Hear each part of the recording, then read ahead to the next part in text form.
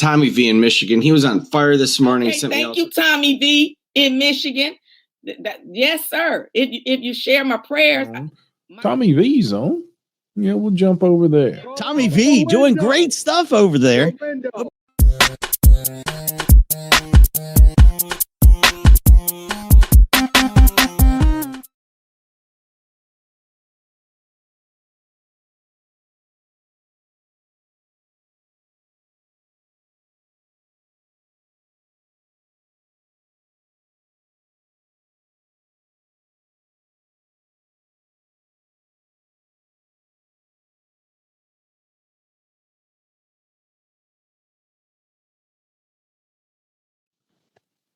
Court does call the case so the people listen to me. Alec Jerome versus Eric Cassidy.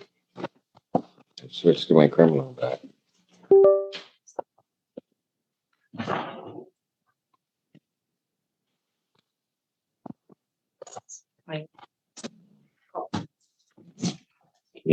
Yep. When did those come in? Today looks like.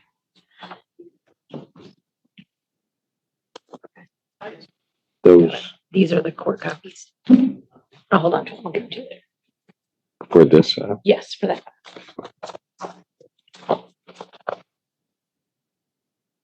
Well, excuse us a moment. Oh, there's a.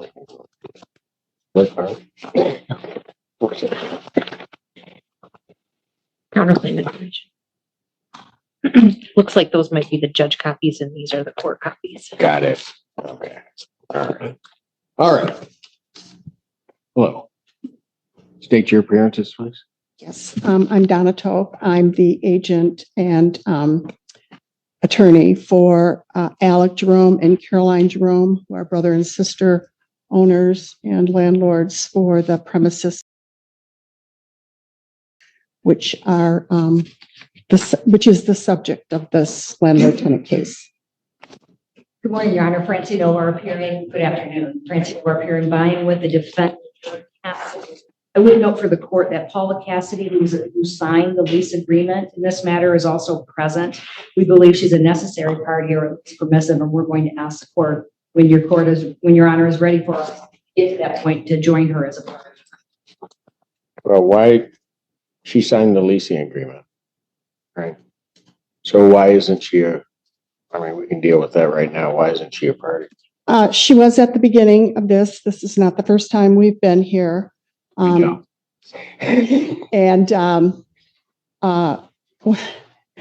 we have in our clause, we have a joint and several liability in our lease. We have a joint and several liability clause, which allows the landlord to hold each signer of the lease, each tenant, to be held individually responsible.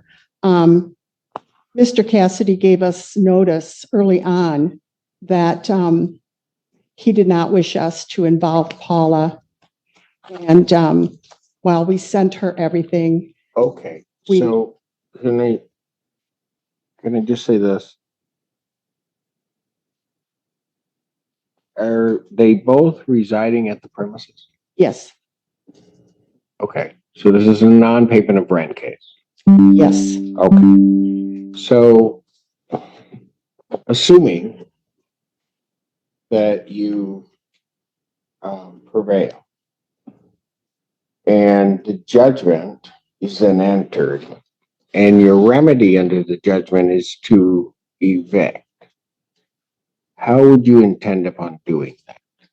Well, if we go forward and this case is allowed to be as it should be against Mr. Cassidy, and he is ordered to pay and he doesn't pay, we would evict him. And we would then. But seriously, I okay. Hear you, but from a practical standpoint, how are you going to do that? Because as a landlord, you would be required to not only have him, you would no longer be able to give him access to the property. I don't know how you would then present that or prevent him from then having access to the property. And you would have to remove all of his items from the premise. That's a practical matter that would be worked out. However, Your Oh, Honor, no, it's not a practical matter. You won't get a red. I have, for 20 some odd years, I will not sign a red because if I can't, I have, at the end of the case, if the landlord prevails, I have to, my order is that the sheriff or court officer restore the premises to the landlord. That is on the order. You can't do that if you're only doing you're only doing one person in a. as we go through this process, which in your 27 years of experience, you know, is very lengthy and lots of delays take place. If Mr. Cassidy doesn't pay the amount that we are asking for, we would then process and join Mrs. Cassidy, Paula Cassidy. But we're not at that point yet. Join her in what? Well, we would serve a notice. We would, start proceedings against her because she has not paid the rent either. But from the beginning, Mr. Okay. Cassidy has been the In my one who 27 said years, not but it's actually involved. been a whole lot more than that. That's just silly. Because what would end up happening is his judgment will be there. Then by the time you begin the other case, your 56 days is going to expire. So you're going to have a hearing to evict him from the premise. I mean, it just, that makes no sense to me. Okay. It really doesn't. I mean, I of all things, I want to make sense to you. I mean, that would be my goal here. So, well, folks, one we're of the going to have. One of the reasons that we did not involve Paula was we learned from Mr. Cassidy, he asked us to not involve her early on. And because she has suffered severe medical issues. And we sort of felt like that should be taken into consideration. And since he was the one that did all of the paying, all of the, interaction, we would leave her out of it and try to not make her situation any worse than it already was. We do not object to her joining if that's what they want to do, but that's not what he said he wanted to have happen. Since we're on the issue of parties, the plaintiff is also not really the proper party. The contract is between Cambridge Family Holdings LLC and my client and his wife, and the plaintiffs are Alec and Caroline individually. They signed the lease. They're the owners of the property. I am their agent. I manage the lease. I manage the property, and I am their attorney. The landlord is Cambridge Holdings LLC. Family Holdings LLC. Cambridge Family Holdings LLC manages the property. That's the management company. That is my company, and you make the payments to Cambridge because we manage the property. We collect the rents. Your Honor, the lease says the landlord, Cambridge Family Holdings LLC. So I see it. Add them. Can we go back to the defendant? The notice. I appreciate what you said regarding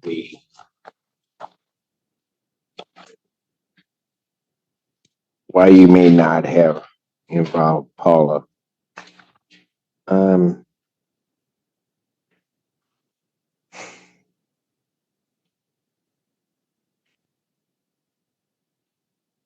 But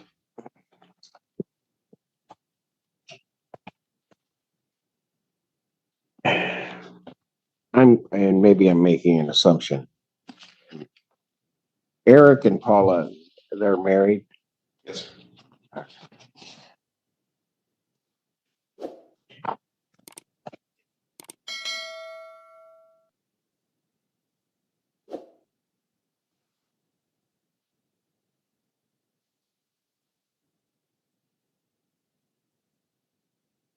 So one of the first questions regarding the defendants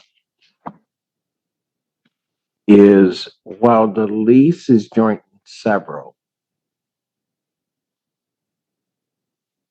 in terms of certain liabilities, the interest in the property is really by the entirety. So I'm not even clear that you could split it. Under the terms of the lease.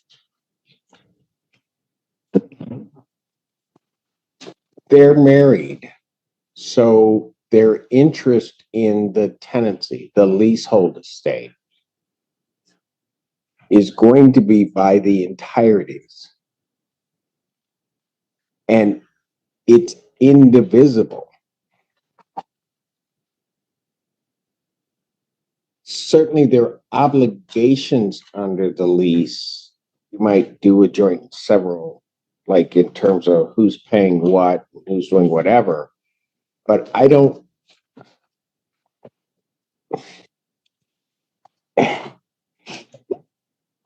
think you can proceed in that fashion, because their leasehold interest is indivisible from one another.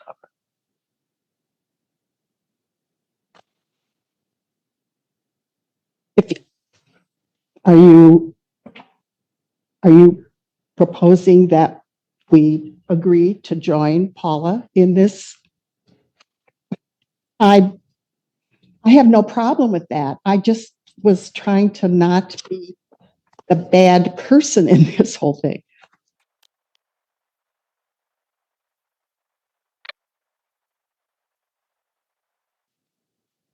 Counsel, what are you proposing?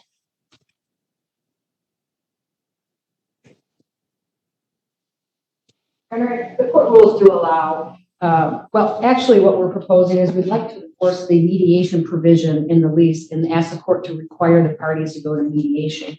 Regarding this issue, the court rules do allow the court sua sponte actually to add the necessary party that wasn't. But I don't have jurisdiction over that party. I think you would have jurisdiction over her. I don't have subject matter jurisdiction over her interest in the property. I read the court rule that if she's a necessary party and she agrees. Oh, I know that. However, okay, folks, hold on a minute, okay? I receive subject matter jurisdiction over the interest in the tenancy by the serving of a notice, because I'm a statutory court. There's no notice to her. I did file a notice on the first go round, and that notice has not expired, and that was on both Paula and Which Eric. one is in my file? This is the second go round. Judge Barr dismissed that because the defendant, Eric, said that he had paid the rent, and Paula's attorney, Mr. Douglas, repeated that they had paid the rent, but they had not paid the rent. And the judge asked them, did they pay the rent? They both said yes. I said they have not paid the rent. And the judge dismissed the case instead of adjourning it to see if the rent had been paid. It had partially paid, but 15 minutes before the hearing started. Your Honor, that case was dismissed because it was filed in the wrong venue, I believe, initially. I wasn't. No, that. it was not dismissed But at because any of rate, that. if the case was dismissed, the notice would no longer be. I don't know if that's true or not, because okay, so folks.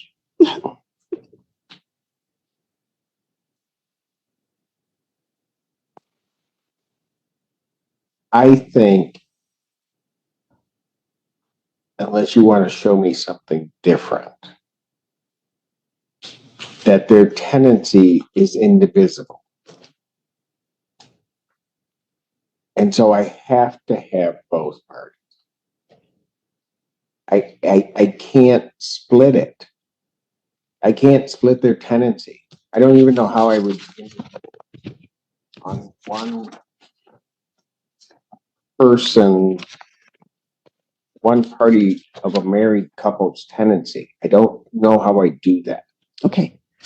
I filed a third notice on all persons living at.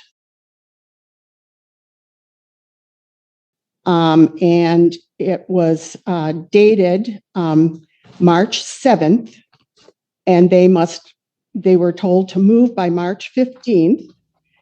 And I So actually, this one just came up? pardon me? I didn't hear. Well, was this? Oh, the I have- notice, hang on a moment. The notice that I have in the file is to Eric. Yes. If you look on that notice, you will see that it is dated February 4th, and they must move by February 13th. We had the hearing before Judge Barr, and he dismissed it. Then we filed here, and I used that notice plus this notice. I didn't include it in the file because it was sent from the other court to you. What was sent after the from the first other hearing. This right now, what you have is what was sent from Judge Barr. And I have the notice here if I would be permitted to submit it. When did that notice come into play? When was that notice served?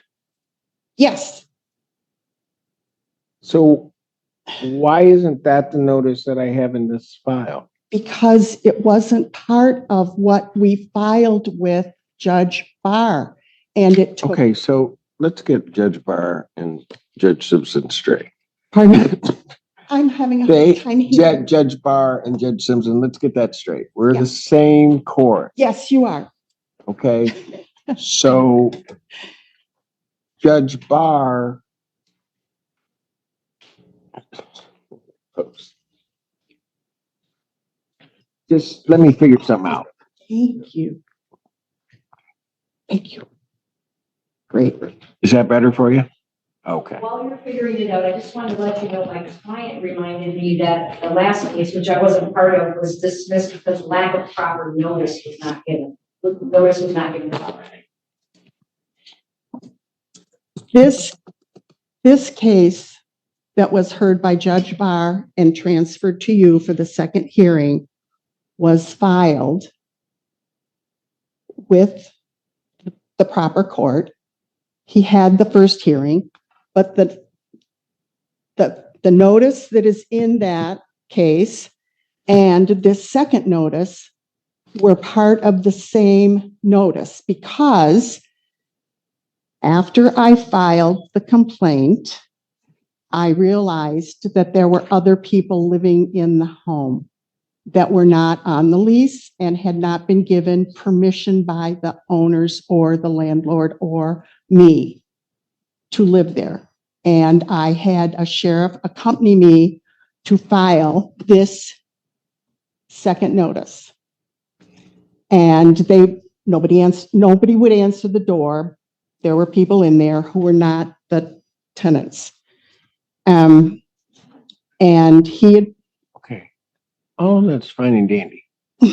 All I'm trying to figure out is I have Folks, let me just give you a primer on landlord tenant. What gives this court jurisdiction is a valid notice. That valid notice has to be with the court. The notice I have has Eric. That is it. You're talking about another notice. I don't know where this other notice is coming from. May I make a motion or a request? One or the other. My motion would be for you to accept as evidence for this case the second notice to quit to all persons living at 3270, which was dated March 7th and was not available to file with this case. This is It wasn't an available. addition. It wasn't available. Why? Because there were a couple of situations that happened. As I said, I had the sheriff accompany me to the property. The people inside were not the tenants. They would not answer the door. So I couldn't serve the notice. We left it, but the only place to leave it was underneath the door. The officer told me that probably could get blown away and there would be no notice, and advised me to serve it again. About 4 days later, I did. I went up to the door. Why didn't you just mail it? It's a notice to quit. Are you I talking did about mail the it. notice to quit, or are you talking about the? Notice to quit to recover possession of property for non-payment of rent. Yes, I did mail it. I did go to tape it to the front door. Mr. Cassidy prevented me from being able to do that. I have it here, and I would like to ask the court's permission to have it included in this file so that we can move forward or adjourn until we can properly get it into before you. However that can happen. Your Honor, I would oppose that and ask the court to dismiss the case at this point. Oh my gosh. A proof of service. Apparently, somebody went to my client's property at 10 p.m. at night when his wife was the only person in the home, trying to serve some documents on them. Nobody else was in the home. That was brought to the home apparently on March 7th. But this suit was filed before that. So that notice has nothing to do with this current lawsuit, which does not include the proper parties. So at this point, Oh my God. I think agree with the court. You do not have subject matter jurisdiction over Mrs. Paula Cassidy, who has a right to the property. Now I'd ask the court to dismiss the matter. Well, I don't know that I'm going to dismiss it because,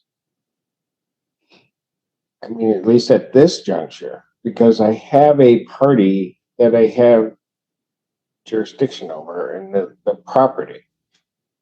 I don't know what remedies from that can come because the ultimate remedy is eviction from the premises. But as this case sits now, I don't know that I could order an eviction from the premises because if it came to that, I just don't know that I could. That is my point. I don't think that you can make a decision about the end point until we have gotten through case evaluation. They're asking to have it sent to mediation. It could be that we won't get to that end point where you would not be in a position to order eviction. So you want me to go through the whole process of a case and then not be able to impose a remedy? That makes sense. I think I think that knowing that that's at the end of the line is motivation to not go No. to the end of the line. Man, let me tell you this. The problem is that I'm not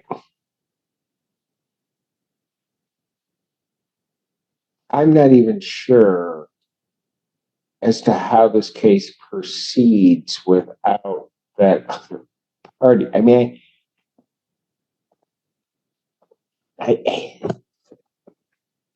I don't know on some, because I've got jurisdiction over somebody, but I just think this is gonna be.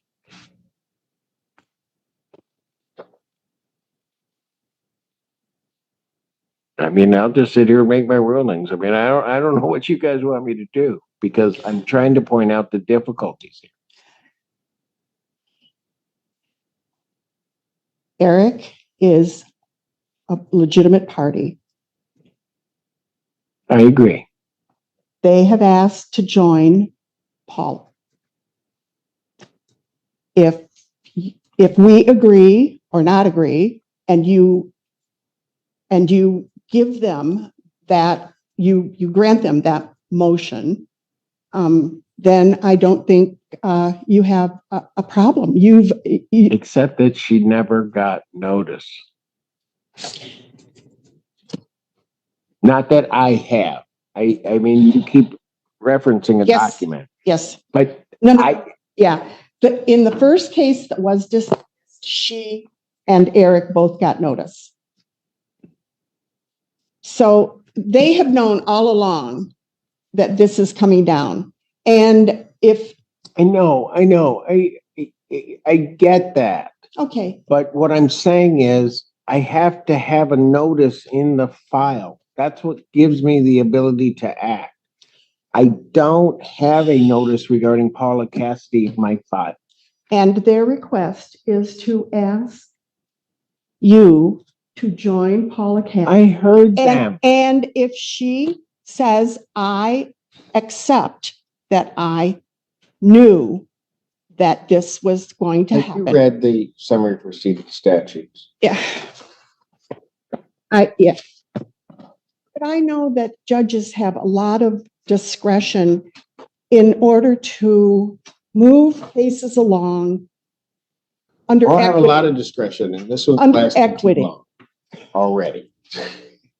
But I They asked- also have, look, I just need the case in order so that as I proceed, that we're all operating on the same thing, and that I have the authority to act regarding certain things. That's all I'm trying to do at the very beginning.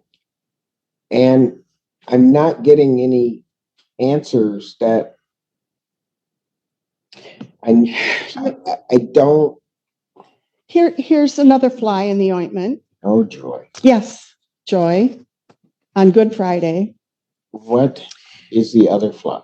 The other fly is that when I went to the property to put this notice for all persons living at, Eric came out. I was on the outside of the house. I was going to tape it to the front window beside the door. It's a big window facing in. And Eric came through the door, rushing out the door.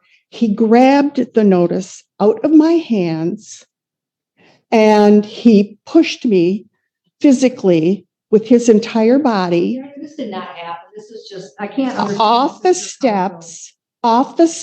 I'm going to object to this. This is not responsive to your Honor's request that counsel try to provide some sort of subject matter jurisdiction over a necessary party to the case. A sheriff's Yourself a witness to this case. A sheriff's report was filed and the officers interrogated me. I filed a charge and they also interrogated Mr. Cassidy at the house. That's what their report says. I feel like that's a reason that they say they weren't served.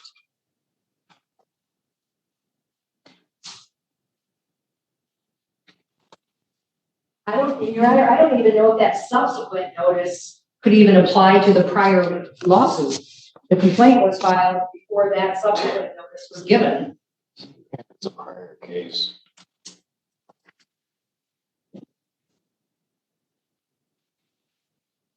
That was the one. Well, I don't know who was on it. It was Jerome, Alec, and Caroline Jerome, and Eric and Paula Cassidy. I showed it was dismissed on December 8th. Does it give a basis in there? It does not. It just Can I have that file brought down to me? It was what date?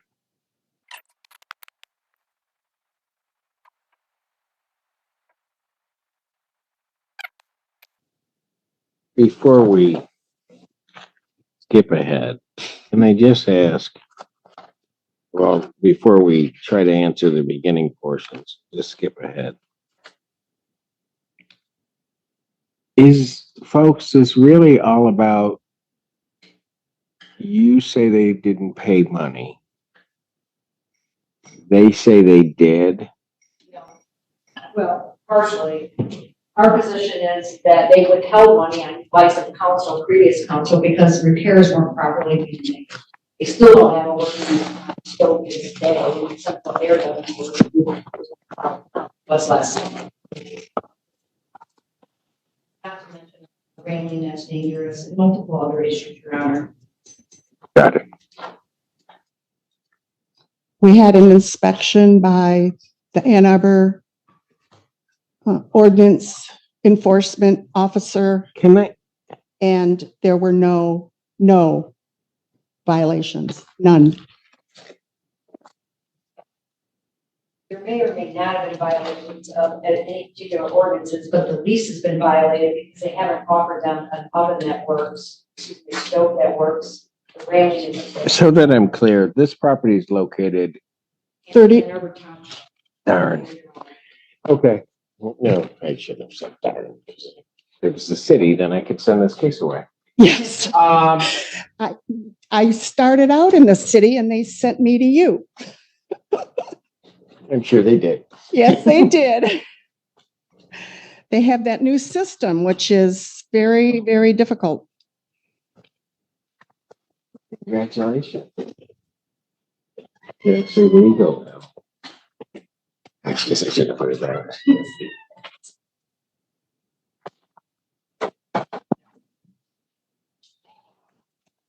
Where's that?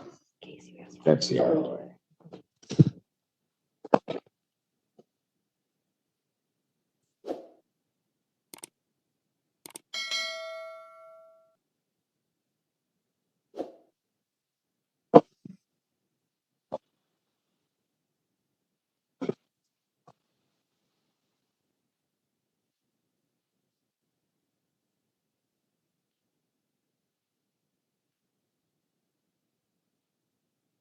Okay. Now this makes sense. The case was dismissed because you had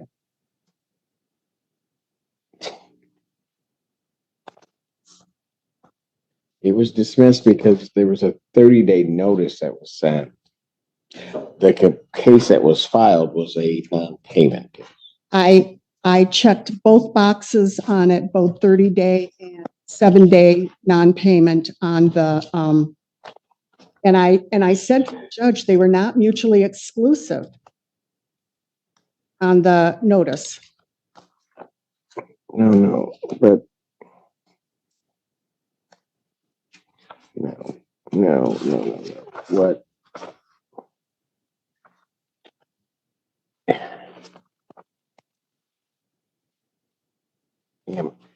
There's a notice to recover possession of the premises for non-payment, right?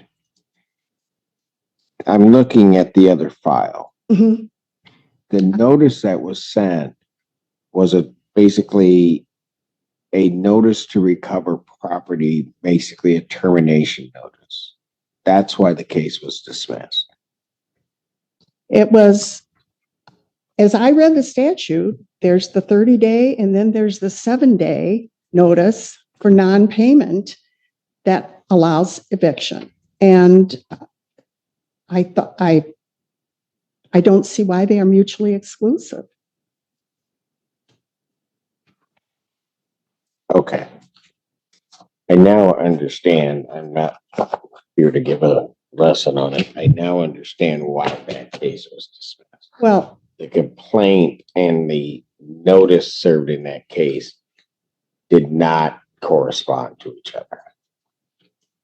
the complaint was based on the notice. Okay. Go get the two forms. Yeah, Get the it's two, okay. no, just listen. Yeah. Because you argue with everything I say. Just go get the two forms. If you read the 7-day notice, which there is a 30-day box that you can check on this, on that recovering for non-payment of rent, the rights to the defendant are different. There is then a termination notice where the rights to the defendant are different than that, what the defendant can do. For example, the 30-day notice to terminate does not tell the tenant what they owe, because that's not the issue. The issue is recovering the premises. On the non-payment, it has to say what the landlord is claiming is owed. Yes. That's not what you filed in the last matter. No. We had, yes, the judge looked at it and he said, have you paid the rent? He asked them specifically, and they said, yes, a payment was made. And then I said, no, a payment wasn't made because I had checked the account an hour before we went to court.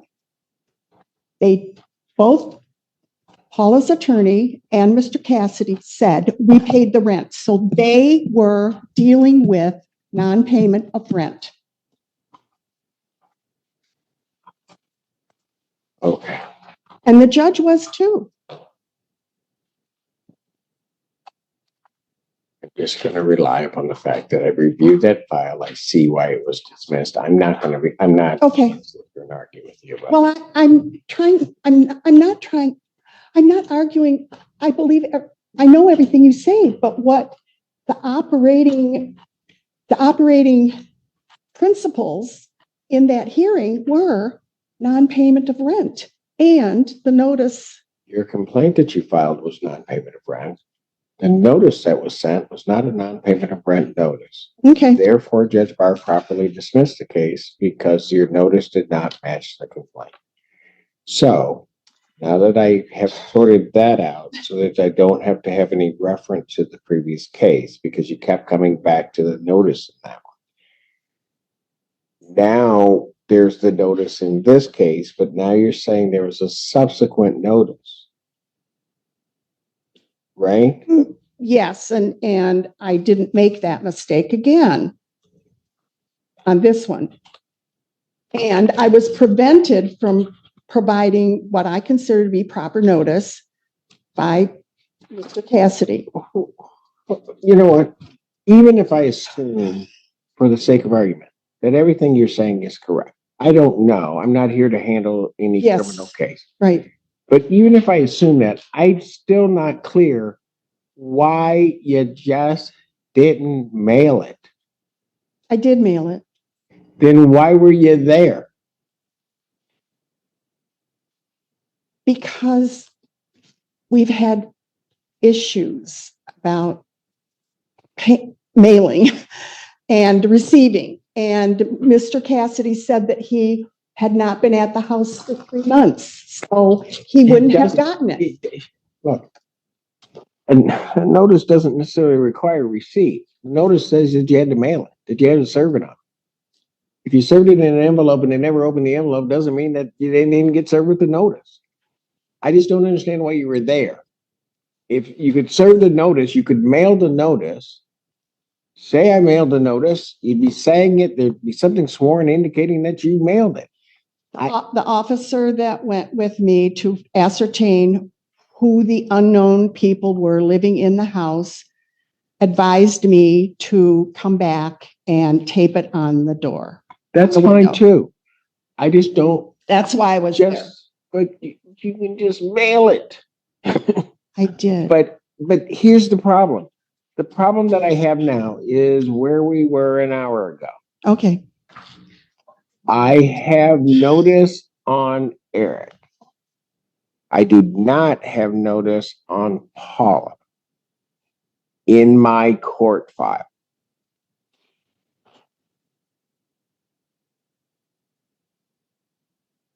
That's my problem. Would you be able to adjourn until, if they're asking to join her, then she would be You know willing what? to accept. I'm sitting here looking at this. We got. Oh dear. We withdrew our offer to join her as a party. Okay. Okay. You know what? Just look closely at this, and I apologize. I was looking at the top of it. You've done the same thing.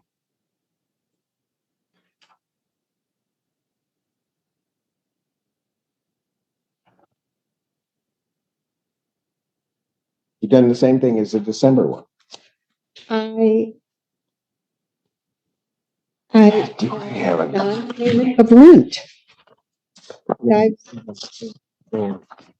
and my summons and complaint. See if I can find one.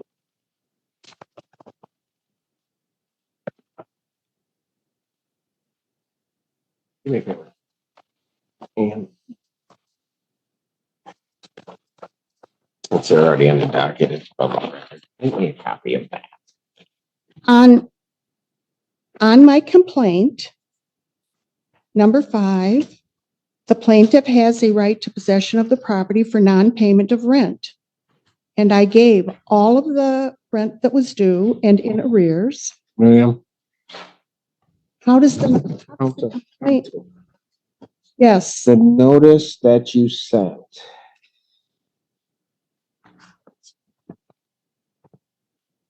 The one dated February 4th. yes, it says other non-payment of rent.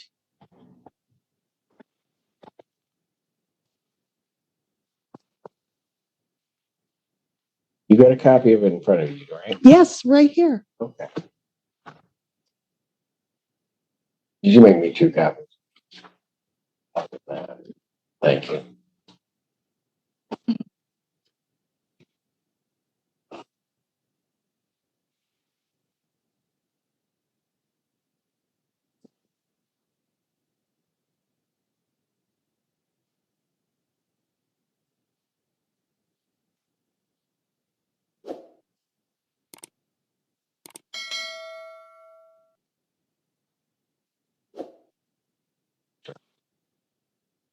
Hmm. These are the copies. Just open that file to this page. Mr. Allen.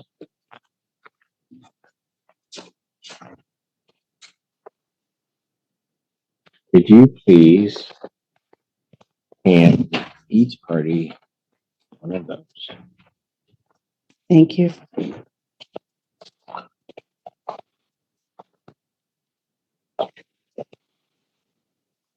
Ma'am, you have your February 4th notice in front of you? I do.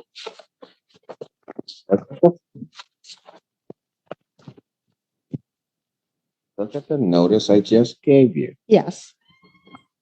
The notice is entitled, this is a scale form. At the very top. The first, the document you served in a notice was notice to quit to recover possession of property. Mhm. You'll see that the proper document you should have been using is the demand for possession for non-payment of rent. You will also see what I was referring to earlier in that under those provisions, as you go down through the paragraphs, those paragraphs aren't contained on the notice that you sent. The reason they're not contained on the notice is because those rights don't apply to a tenant receiving that notice. But if you're suing them for non-payment of rent, the rights that are on that notice to quit Have to be apply given to to them. them. They have not been given notice for non-payment. Right. I was going by number 2, you must move by February 13th, or your landlord And may if take you you to were court to evicting evict them you. and there were no lease or there were justification under the lease to just take the tenancy, you could do that. All But right. you can't do it this way. Here's the problem. I don't have all the parties because I don't think their interest in the leasehold is divisible. First of all, legally, I don't think it's divisible. They're husband and wife. It's an indivisible interest. The leasehold, just as if they bought a house. I can't divide it legally. That's the first thing. Second thing is, I don't have Paula on this case. So I don't know where we would even end up if we could proceed forward. But more fundamental to that, the notice that was sent, like the other case, is the wrong notice. Now, I almost hate saying this. I'm turning you down a little bit. Well, okay. Okay. You could amend your complaint to a termination of tenancy if you wish. But I don't know that, I don't, that's what you can do because that's the notice you sent. Well, that would be my request, is to allow me, which Judge Barr did not, but allow me to If I can, correct things. yeah. Here's the problem. Okay. I don't know that you can. Oh, Because even if you were to try to turn it into a termination case, you haven't given them enough notice. really? All these notices to recover possession of property, they don't apply. Right? I get it. Well, they won't apply because they can't be used in a non-payment case. Got it. That's the first thing. The Yeah. second thing, even if you wanted to transform it into a termination case, because as I read the lease, rent is paid monthly, correct? It has not been paid for many months, but yes, it's a 30-day It's due under period. the lease monthly. It's a period. And you have to give them that same period in time as rent would normally and ordinarily be due. That means they would need 30 days. And instead, they got 4 to 13.9.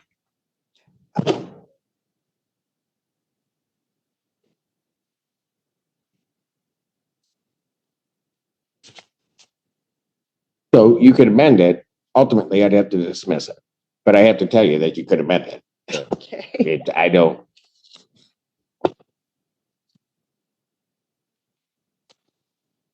Okay. That's your ruling. That's the way it is.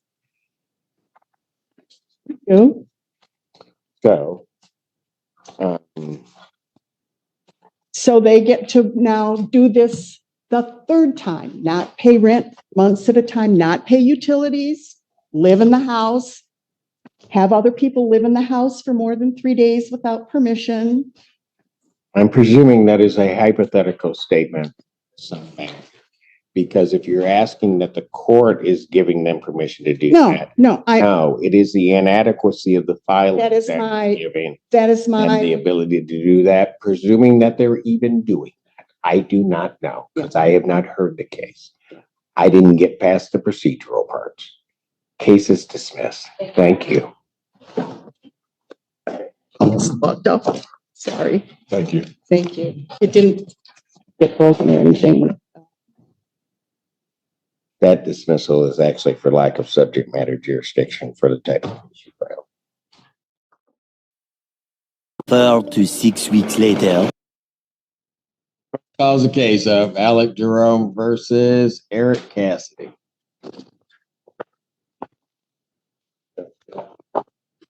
Afternoon. They have your, I don't know, Paula. She's not here today. She's on the appointment. Eric Cassidy and Paula Cassidy. And actually, Your Honor, you did retain a lawyer. I know, where is she?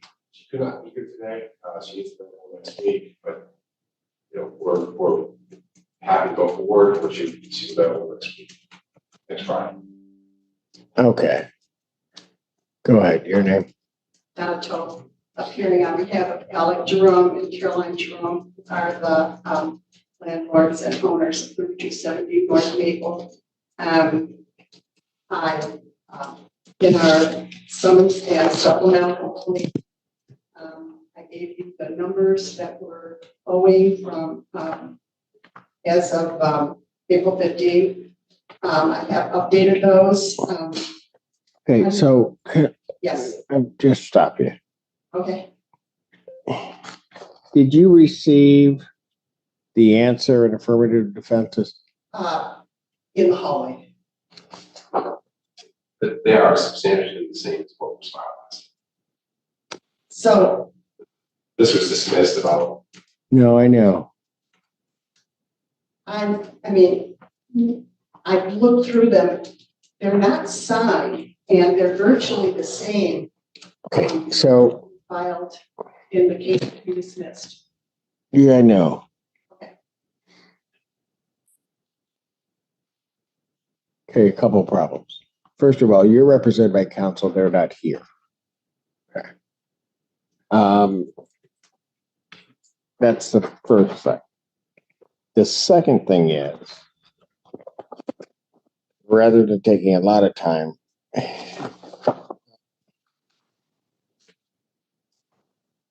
I've got another problem with your filing. Okay.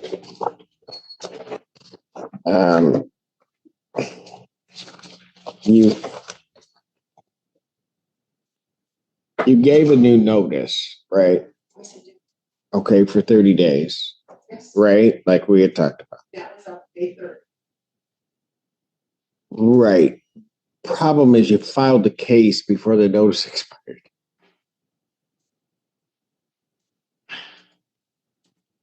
I knew that that I wouldn't be heard until after that May 3rd date. I know, but you can't. I follow what your intentions were, but you can't file. I want to say this. You're giving them 30 days to move out. They have to do something before a cause of action arises. So they either have to move out or some way do something. The problem is that you filed the case before their period in time to do whatever you were telling them to do, which was move out. Paid as well. Okay, either way, they had a time period on which to do that. I know they didn't, but you filed a case before that. It wasn't heard or answered until after that date.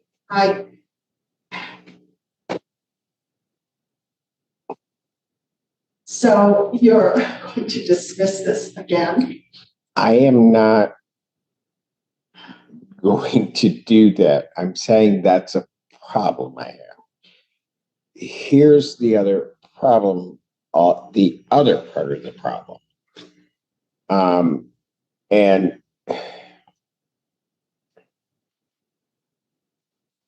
I'm not sure where it would end up. If I dismiss your case, their case, the case doesn't go away because they filed a counterclaim and a request for declaratory relief and an answer. So I would have one side of the case pending, right? And I wish counsel were here because counsel would understand exactly what I'm saying. So I'd have the one side of the case pending. I'm presuming that then what you would do is you can use the same notice that you have here. You'd refile And then what would happen is I would have two cases pending at the same time that I'd have to join together. Okay. So if counsel were here, I would suggest to her that she not move to dismiss, waive whatever may come from that, and just keep this going and everybody kind of head into the direction that we're going. Okay. But she's not here, so I can't ask her that. So you said she's available next week? Yes, sir. She was, because we don't, it's on Friday. Yes. Well, they're always on Friday. So what I'm going to do is not dismiss your case at this point. Okay, but that doesn't mean next week it might not happen, right? We still have. Well, right, but I'm just suggesting a quicker way to get, well, not around it, but to get everything moving. And so I'd prefer to give it a week, let that happen, see what counsel says, and then we move. The worst thing that's going to happen is I dismiss your primary claim, you file again. You don't have to wait on the notice because now the notice has expired. And then I'm going to set this other case out until that other case catches up, because that's what I'm going to do for judicial economy. So, got it? Yes. I know you don't like it, but it's what I have to do. No, I like whatever you can do so that this case does move forward, because the stalling of it has raised it over now. They want it dismissed because it's over $25,000. Well, that's because they haven't paid anything since September. So. No, that is incorrect. What is incorrect? Yeah. Okay, folks, I cannot litigate this today. No, I know. I'm not unhappy, and I'm not, I'm very pleased that you are able to create a way forward. Well, let's hope. Okay, well, you're welcome for that. May 17th, 2024, what time? 2 p.m. At 2 p.m. We'll see you guys then. Just briefly, Ms. Miller did file a very short list of other issues that she has for the case. It's with your file. She did what? She filed. I know, she gave me a whole tree. Yes. So what? On the inside cover of the tree is a motion that lists 5 different issues that she wants to raise with you next week, if you want. And she also filed this issue.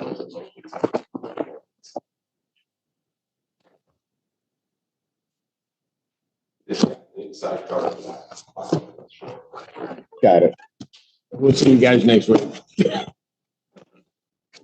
1 week later. Courthouse case of Alec Jerome versus Eric Cassidy.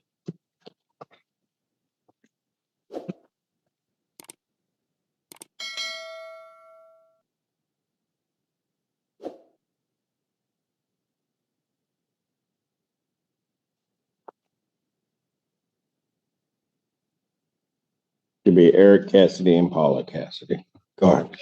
Donna Tope, appearing on behalf of Caroline Jerome, who is watching by Zoom. I recognize Caroline. Okay. And Alec Jerome. They are the landlords in this. Got it. All right. Your Honor, Francine over appearing with Derek Cassidy. Ms. Cassidy, Paula is not well. She's been undergoing chemotherapy, and so she won't be present. All right. Very good. All right.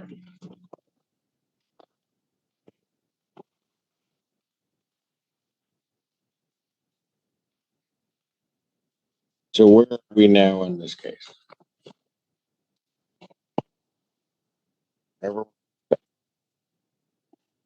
So appeared before you, and I have on the results of that hearing. I got their counter complaint, etc., and I have filed a complaint bringing the non-payment amount that we are requesting for judgment up to date. And it was. Hold on a second. I filed a complaint on Tuesday, and we've been given a case number, but I would. Hold on a second. Okay. You filed a new complaint. Yes, you advised me that the complaint that I had made it Okay, go ahead. so that it would be heard.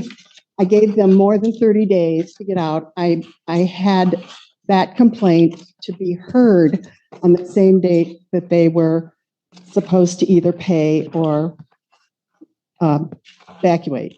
And you said, no, I needed to, because my 30-day notice was still good. I refiled on Tuesday, and I received a new case number, and on that summons and complaint, I noted that there is this pending case because they had filed a counterclaim.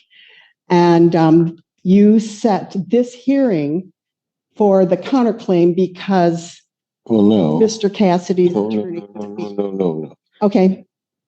The last time we were here, I was indicating to you what were, as I'm recalling, were distinctions between the notice and the complaint. And basically gave an option that if I dismissed your complaint, what would end up happening is their counter complaint would survive. Mhm. And so therefore I'd have a case that would just have a counter complaint. So you filed a new complaint.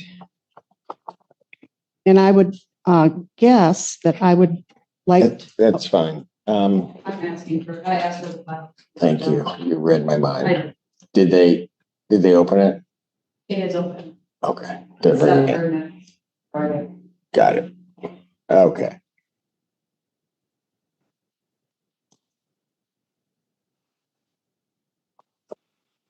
Go ahead. Okay, so I guess an order of administrative business, would I request now a motion to join that complaint, or do I need to file a motion to join that complaint with the counter complaint? Well, here's what's going to happen. I'm Okay. going to hear them all at the same time, whether I have two files or one file. Got it. So you can file a motion for joinder if that's what you wish, but Okay. I don't know that necessarily matters. How much are you claiming Okay. is owing in rent? I would like to, I just make a statement. This case is a simple non-payment of rent case based on the agreement to pay rent and utilities for 102 weeks and follow the simple rules stated clearly in the lease and accepted by the defendants. We want $25,891.07 in unpaid rent. Defendants have been in arrears since September 1st of 2023. That's 9 months. And they have paid nothing since December 2023. Counsel, please. Okay. So the first thing, I'm just trying to answer some of the things that are raised that are jurisdictional issues that are raised by the defendants to try to clear the way for that. Okay. All right. And so because I don't have the new complaint, I wanted to know what your claim was. Okay. And so the dollar amount of The it. dollar amount for the rent owing through May 6th is $25,891.07. Okay, so let me stop you there. Okay. You can either elect to proceed to collect 25,000, or this case is going to have to go elsewhere, which I say won't necessarily make me unhappy. I don't know. I shouldn't have said that. Does that terminate the lease, or does that get the lease paid up to now? Because the lease goes for 102 No. weeks. I mean, I have jurisdiction at 25,000 on most civil matters. There is some case law that indicates that I can exceed the 25,000 because it's a landlord tenant matter. But I have to have argument on that in any event. Or what you can do is you can elect to limit your claim to 25,000 and it would stay here. Otherwise, this matter has to be transferred to circuit court. Okay, so to keep it here before you, that's the first thing, right? To accept. That I couldn't, you need to understand, I could not issue a judgment or would not issue a judgment. Okay. For an excess of 25,000. Okay, so we can Plus claim cost. that, but in order to have it heard by you, Or you in would this, only, yeah. So you're telling us that that's all we're going to get if we if continue. it stays here, that's all that I can do Okay, or will do. okay. Well, glad you're consistent. Pardon? It's not printed or like the paper. JS copy.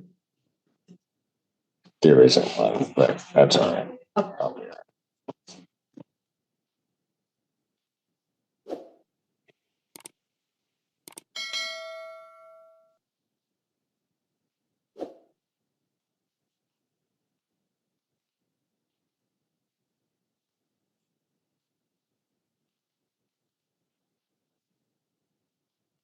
And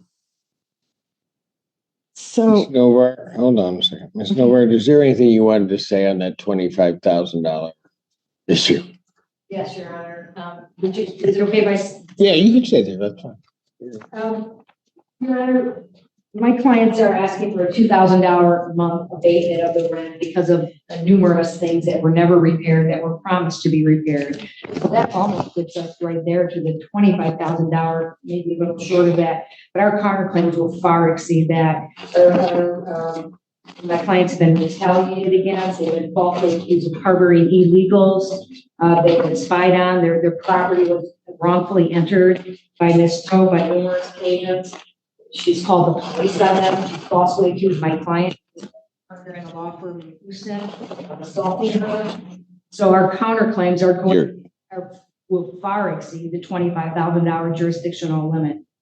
Okay, so if you attach an affidavit to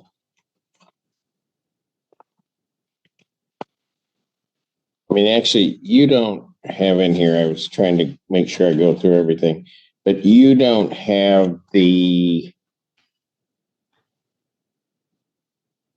didn't file a motion to remove the circuit, did you? Not yet. We were going to do a motion on the record today, Your Honor, if we need to file. I think there would need to be a written motion with that, with the accompanying affidavits that would be necessary for the court to, because of the way that your counterclaims are stated, there would have to be an affidavit indicating that. Okay, so now here, given that that's going to be their position on the counterclaim, that means well, I just can't make this easy. So that means the entirety of it would go. All right.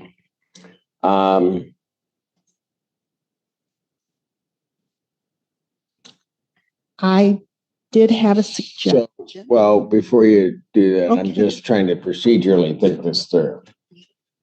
So I'm going to have to take back what I said, because if it had remained here, I'd just operate with two files and wouldn't care. You would have to file a motion to consolidate this new case with this case. You'll file your motion to remove it so that everything goes. Because otherwise what will happen is, I would imagine that once they file theirs, it will go to circuit. Your case will be remaining here, which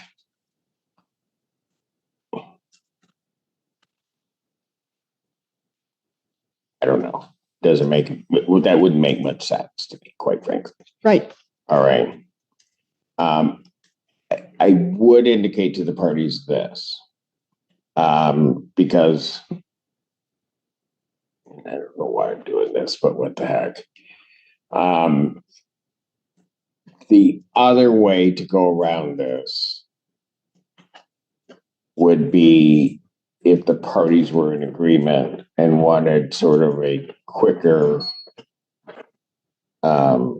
process, is that, and I've done it before in the past, I don't know that I really want to do it here, but I will. And that is that if both parties would agree, I would then talk to the chief judge of the circuit court, have myself appointed as a circuit court judge for the purposes of this case, and have it resolved here. And I could hear all claims. But both parties would have to agree to that before I would do that. It'd be the same process. It's just that, quite frankly, with landlord-tenant cases, no offense to my circuit court colleagues, it's what we do here. So, Yeah. Your Honor, would the circuit court rules apply in a case like that if you were to hear it? So all the rules of discovery and evidence and the timeline. the discovery, everything happens as though it's circuit court. So in district court, there would not normally be discovery until the court says there's discovery. In a case like this one, I would have ordered discovery in any event. But what will happen is that you will have those you'd have the discovery and the like. So if I had gone through this, one of the things that I was going to posit is that if they pay the rent that is owing to date, the lease will stand as it is for 102 days and mediate the remaining issues, which are what she is propositioning, that, there's been wrongdoing on the landlord side to the tune of $2,000 a month, and then adjust everything once mediation and case evaluation and all that takes place. Well, I'm certainly not going to speak for Ms. Milber. I'm sure she could speak for herself, but it seems to me that their idea is that they don't know anything, ultimately, right? Or something, but much like. Depending upon the time frame, there were certain times, at some point, it became owing nothing because of the blatant refusal to do anything. Originally, we were going to ask for an abatement because of major things like air conditioning, central air, which was promised was never fixed. The oven stove isn't working properly. So it may end up to several months, we will ask for no rent at all, but for several of the months, an abatement. Gotcha. The home has been not without air conditioning and not without heat. Well, hold on, I can't. Okay, but you're taking into consideration abatement for things I'm not taking I haven't taken into consideration anything. I just sat here, hold on. I just sat here and said that I'm just trying to figure out procedurally how you guys are going to hear the case. I would like to do what you're suggesting. I would like to keep it before you. Landlord tenant, you have such experience with it, and that's what this is. This is simply a landlord tenant case. All right. And Ms. Novar, do you have a position on that? And if you want it to go up to circuit, I am not, but by no means will I take any offense whatsoever. I will be more than happy. I will carry the file there myself. That's where I usually work, so I'm very comfortable in circuit court. However, my client and I would like to discuss it. I think what we'd like to do is wait for the written motion to consolidate the cases, and then we'll have an answer for you then at that point. And we would do, at that point, we would probably do a motion to remove, but we would let you know if we agreed to having you hear that versus. Okay, and so that you also know, just because this is the other kicker to it, it could get sent up and then come right back Yeah, because they know. just so that No. you know that has also happened where I get the call from the circuit court saying, I see. This is. hear this. Yeah, I understand that, but a number of our counterclaims are really much more better situated in circuit court where the judges have had experience with the numerous counterclaims that we have.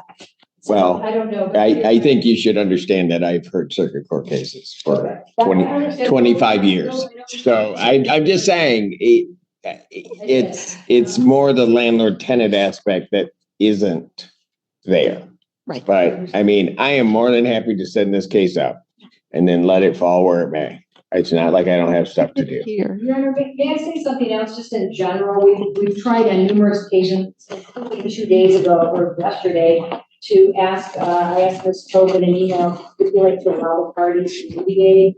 Can you order the parties to mediate pending the motions that you're about to hear that will be filed in this case regarding the consolidation and the removal? Because the lease requires it. So I'm hoping that district court, with their somewhat equitable power, little equitable power. Well, no, we have equitable over landlord tenant. I have full equitable power. So the lease requires it. We've tried repeatedly to ask for mediation and we keep hearing no, but the lease requires it, number one, and that could possibly resolve everything.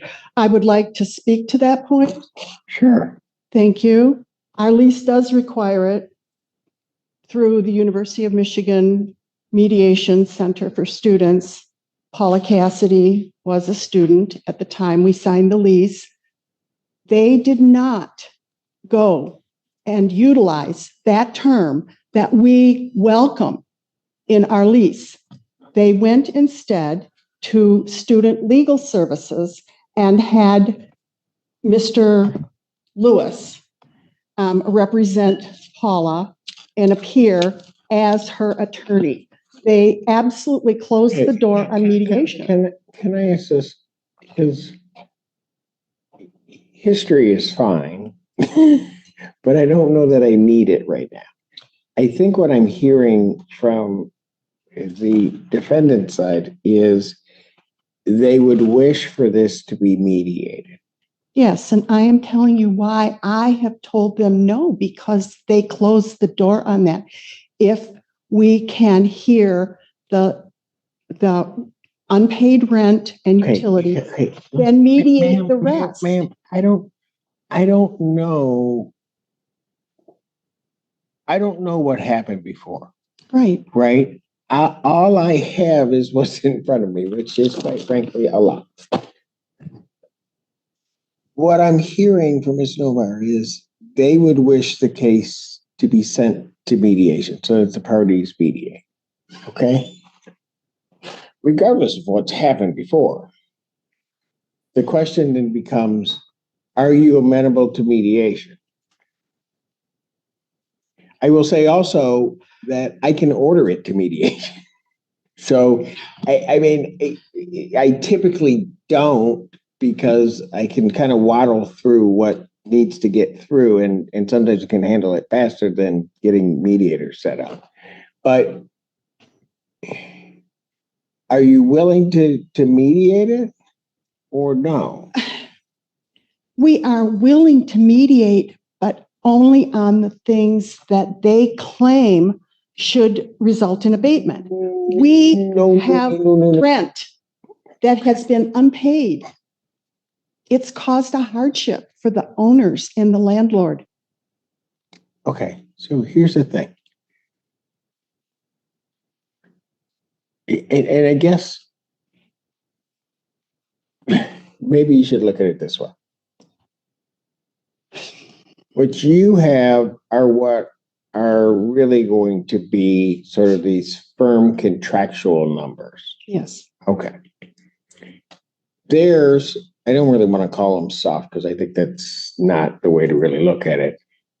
They're going to have numbers when they're talking about abatements and other things, which are the sort of softer side of, and sort of dig into those hard numbers. Right.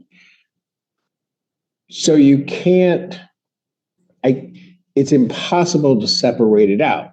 So there, for example, there would be no way I would take your claims of those hard numbers of, just adding up each month, let that sit there and then send everything else to mediation, because I don't know what then they're mediating against or mediating with.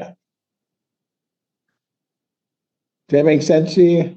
It makes perfect sense to me, but meanwhile, the owners, landlords, have been without utilities not being paid. We pay the utilities.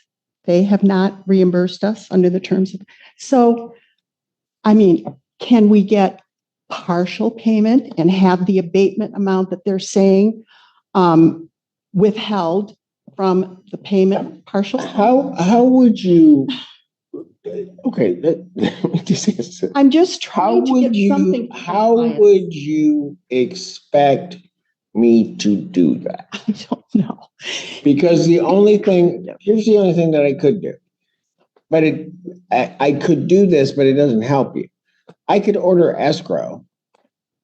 They could pay into escrow, but it's going to sit here until such time as whatever is resolved and the court orders the escrow split.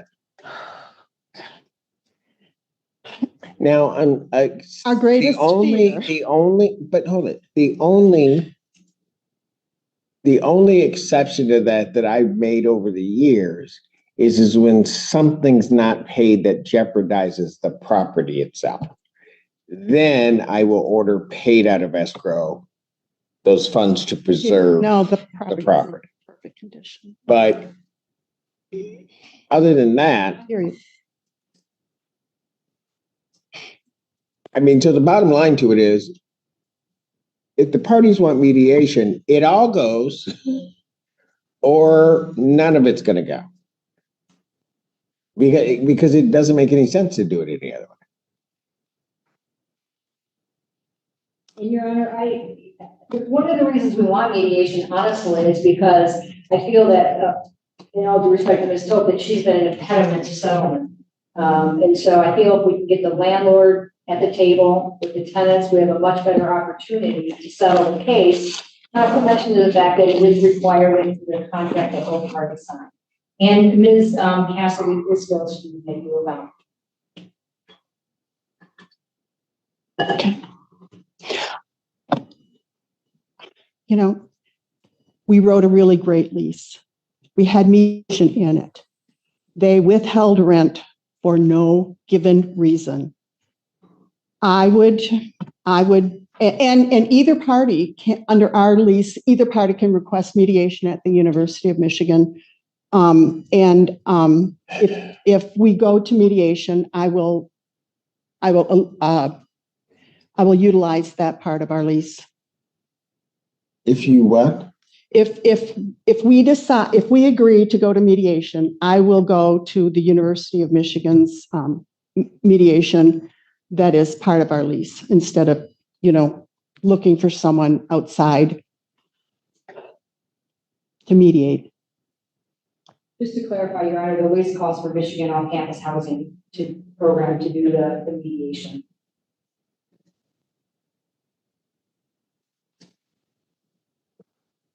Is that who you guys want to do the mediation?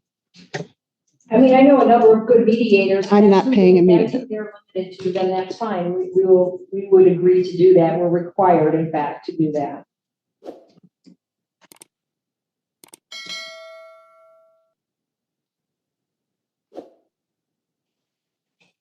What do you want to do? Oh, sorry, what was the question? Well, I'm asking what she wants to do. I think I just said what we would do. I would agree to mediation. I will go to the University of Michigan. I'm not paying a mediator. And you're agreeable to that or believe that you may be bound to that. Yes. So, if that's the case, do we think that the parties can stipulate to an order sending it to mediation? Yes. And then in that order, and so you would send both these cases to mediation. The case at this point, and I like Snovar's idea, the case would stay here. Okay. And I just think in the stipulation to send it to mediation that neither party is waiving any right to remove the case. That issue is not being addressed, but it's being sent to mediation. So then you guys can have that fight later down the road. Could this be folded into a stipulation to consolidate the cases and agree to mediation under the terms that you just said, so we don't have to have separate motions? Ms. Newmeyer, it really, if she moves to consolidate, are you going to have an objection to the consolidation? No, we're not gonna. Okay, so just, why don't you stipulate to, We did that step first before we did our motion to remove. I was under the impression of, pardon? we needed that step done before. No, you're right. But I think if it's going to go this route, if you can make part of the stipulation that you're consolidating these two cases, send it to mediation, doesn't waive your right regarding the to claim removal, and then we move from there. But we would like a 30-day limitation if possible, that we need in good faith within 30 days. If it provided we What? can get to the U.S. Michigan housing. What? I mean, we're gonna limit cases of Yes. language. Hold on. Okay, what's your objection to what council's proposing? They haven't paid any rent or utilities, and now we're pushing it on down the road, and we're just. I think, hold on. I'm just expressing my frustration. That's. Well, yeah, and then when I start expressing mine, that's when things get bad. I know. So listen, here's You're going to be the patient. problem. Here's what I heard them say. Okay, so that you understand. What I heard is almost put it on an expedited track. Yeah, within 30 days. Yeah, Right. I mean, I get it. I was surprised actually when it was said, because normally for me, if I send it to mediation, I'm not seeing it for a while. And 30 days is maybe too soon. But anyway. I think do you have a problem with that? No, I don't. No, I don't.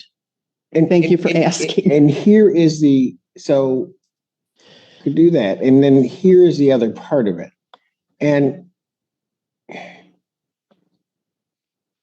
I don't really like to interfere with anybody's particular position on their cases. I just, let people argue their cases. But man, I'm going to be frank with you, because and then if it stayed here, there's a jury demand, so I think I can say it anyway.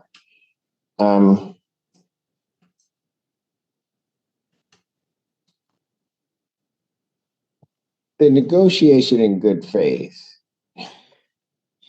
is really going to be clear. Yeah. Okay. It needs to be done. Now, I'm going to let you know that when you came in here the very first time, and I get parties start yelling at each other about whatever, but you immediately were trying to sort of convince me what bad people the Cassidys are. Yeah, you were. I only told you that he physically assaulted me. Said nothing about that personally. Ma'am, I'm going to tell you how the court was taking it there. Maybe I'm all wrong. And what I'd suggest to you is that as you go to this mediation, that you just take that part out. And that you try to negotiate the case for what the case is. Yep. For all I know, all of you are bad people. I have no idea. All of you are good people, but I assume that everybody is a good person until they show me otherwise. But you also have to listen to what their claims are. You don't have to agree, but you have to listen to it. Now, I'm going to tell you this, man, because when Ms. Novard talks about maybe being an impediment toward trying to resolve it, typically with most cases, where that happens is only where you're looking at your side. It doesn't mean that you don't want to win. It doesn't mean that you don't want to come out. It doesn't mean any of that. But you've got to give some credence to what one side is saying or the other. That's why we have it in our lease. Yes, but the parties have to do that, ma'am. And I'm talking specifically to you. Yep. Because every time you come in and whatever, when the Cassidys appeared here on their own the first time, whatever he was trying to raise, you didn't even hear it. I didn't ask you to agree. You just didn't even hear it. You didn't even hear what he was saying. And if you don't do that, I mean, there's skilled mediators. I get it, but it's going to be a failure.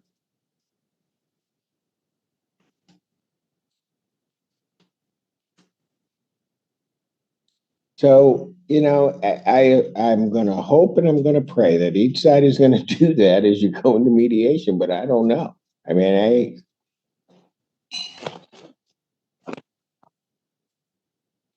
Part of our lease, and in good faith, I follow the lease and I will participate in mediation with everything that is expected of me as a representative of my clients. I know they want that and I will do it.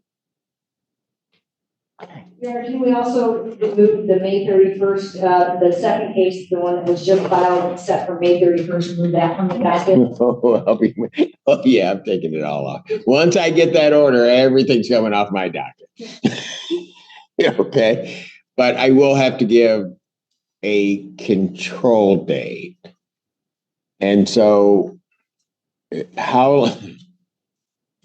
that always can be moved. But how long from the time are you looking to have mediation continue? Or what window do you want to kind of give?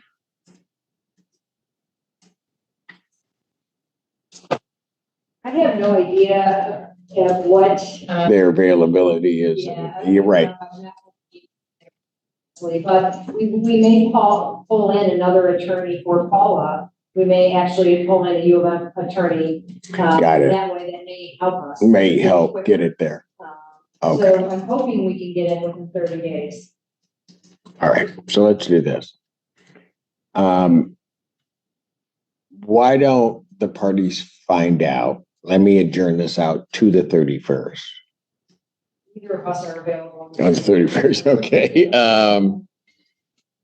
If people could think they can get everything done in a week, I'm here on the 24th. I'm here every Friday. We can contact you about housing just in general and see if they can mediate, but why don't take a couple of weeks to bring you an attorney on lease. Right. Well, why don't I do this? Why don't I set it for next week? Okay. Yep.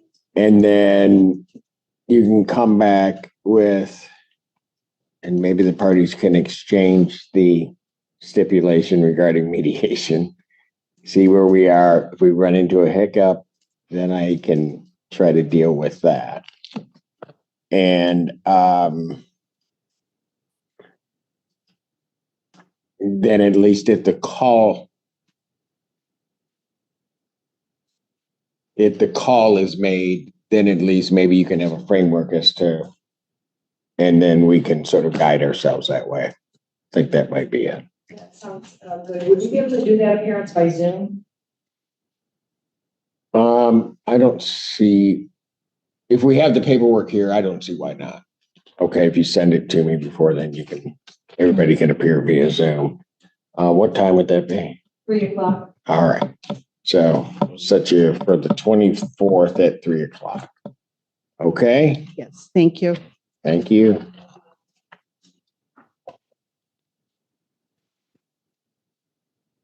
I wrote nothing. And yes, come on. For today's stands in recess.